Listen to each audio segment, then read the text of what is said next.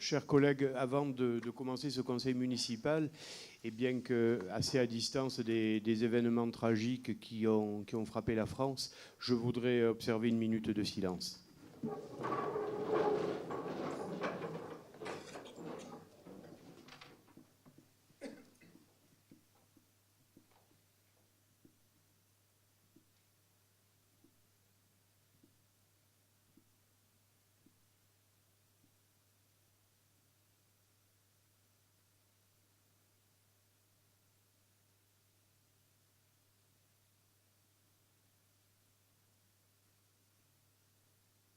Je vous remercie.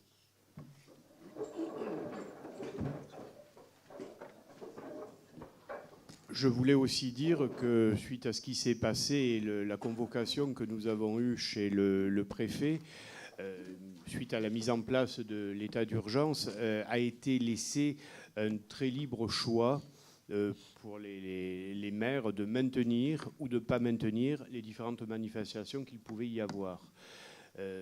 C'était donc le samedi. J'ai décidé de maintenir les principales manifestations qu'il y avait sur la commune, et en particulier au Jazz Road, ainsi que le marché de Noël et le repas des seniors. Je tenais à le dire parce que pour moi, c'était bien sûr une lourde responsabilité que de faire ce choix, mais c'est quand même la meilleure façon d'opposer à cette folie criminelle une attitude de rassemblement. Voilà, je ne veux pas dire des choses plus longues. Le plus jeune ce soir, c'est Grégory. Qui va faire l'appel? Michel Amiel. Présent. Dominique Bussy. Présent. Monique Slissa. Présent. André-Vincent Balzano. Présent. Annie Martin. Présent. Pierre Tonarelli. Présent. Francette Mépi. Bernard Chauveau. Présent. Sophie Chavamel. Fabrice Vega. Présent. Robert Bastard. Janine Figuière. Gérard Pateau. Daniel Marron. Gérard Valatte. Excusez pour voir M. Leonetti. Eliane Garnier. Claude Farcy. Excusez pour voir M. Balzano. Jocelyne Pascal Rodriguez. Jean-Marc Leonetti. Aline Oreille. Excusez pour voir Mme Pascal Rodriguez. Nathalie Monton-Fabre. Excusez pour voir M. Bussy. Didier Long. Delphine Alali. Renaud Reynaldo. Grégory Boucher. Caroline Tchélékian. Excusez pour voir Mme Martin. Roxane Calafa. Excusez pour voir M. le maire. Maximilien Fuzon. Philippe Sanchez. Rina Guilbeault. Geneviève Battini. Romain Amaro. Serge Baroni. Excusez.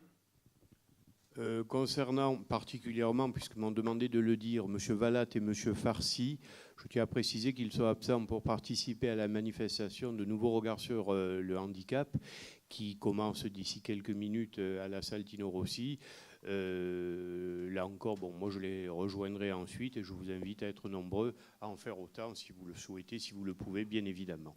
Merci. L'appel étant fait, procès verbal de la séance du 30 octobre 2015.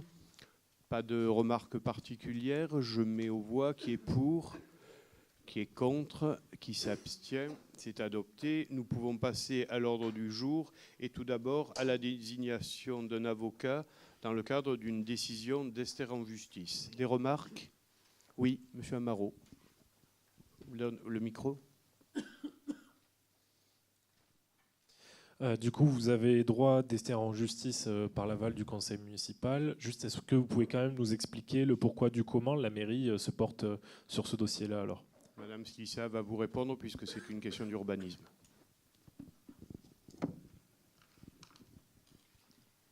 Oui, Monsieur Besson est donc agriculteur sur la commune de longue date.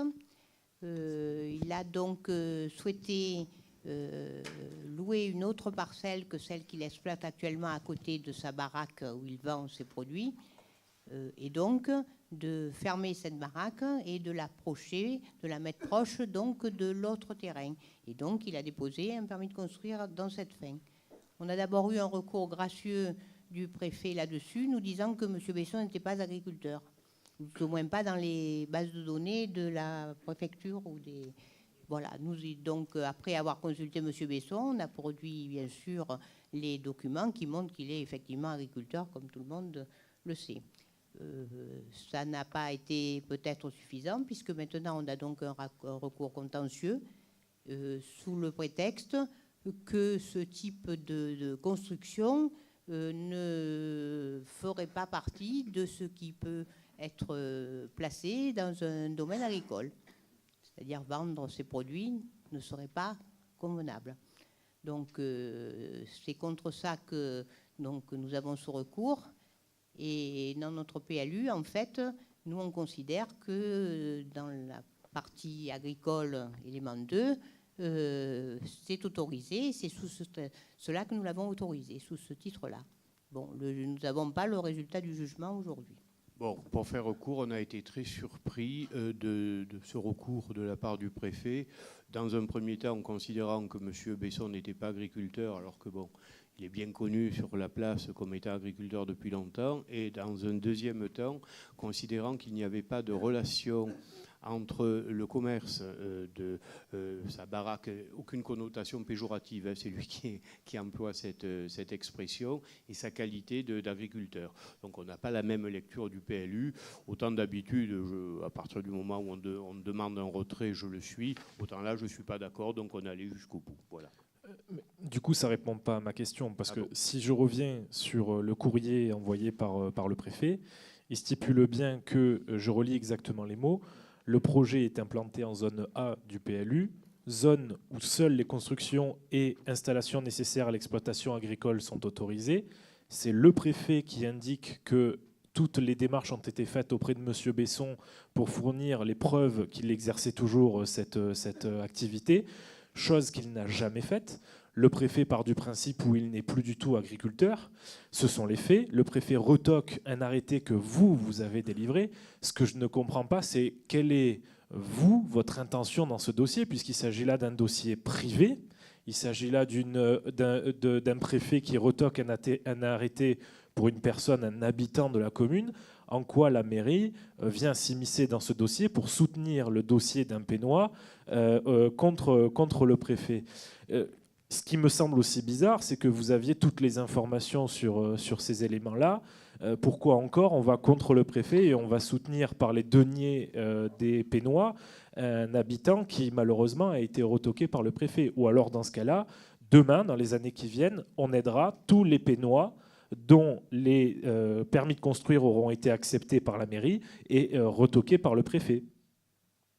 On ne s'immisce pas dans l'avis du préfet, c'est le préfet qui nous retoque, c'est pas nous qui allons contre le préfet, contrairement à ce que vous venez de dire. Pourquoi le défendre? Il Je s'agit de quelque chose de privé. mais tout simplement parce que nous avons considéré que qu'il y avait une mauvaise interprétation de la part du préfet, qui n'est pas de droit divin que je sache, hein, et concernant l'activité agricole de M. Besson, et partant de là, on a maintenu ce permis, c'est tout. On a maintenu une autorisation.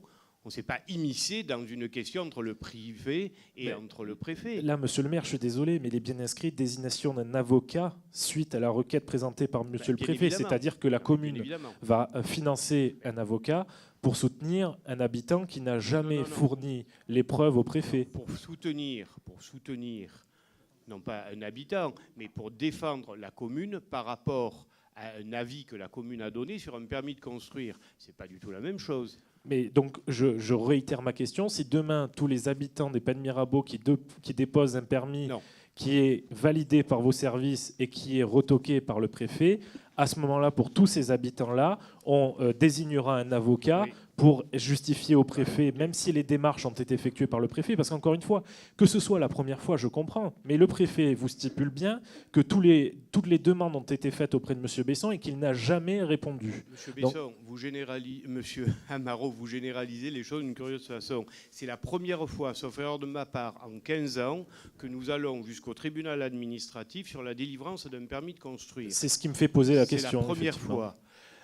À 2 ou 3 reprises, on a eu des permis de construire où le préfet nous a demandé de retirer et où j'ai retiré. Bon, là, on n'est pas d'accord. Quand on n'est pas d'accord. Sur quoi vous n'êtes pas d'accord? En fait, tout le monde connaît l'activité agricole de M. Besson. Pourquoi M. Besson n'a pas fourni tous les papiers et pourquoi sa société est radiée alors? Il les a fournis et nous les avons transmis. Hein. Nous les avons transmis. C'est pas ce que dit le préfet. Ah oui, non, mais c'est pour ça qu'on va au TA.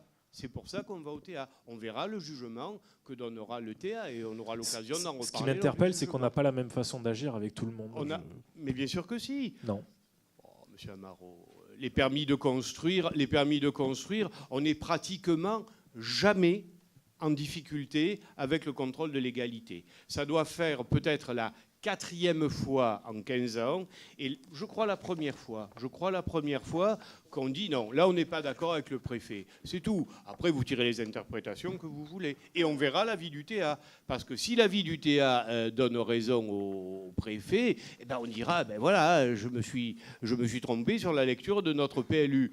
Si le TA ne donne pas raison au préfet, ben je dirais bien évidemment le contraire. Bien, voilà, donc il n'y a pas de vote sur cette décision, comme vous savez. Nous passons à l'ordre du jour.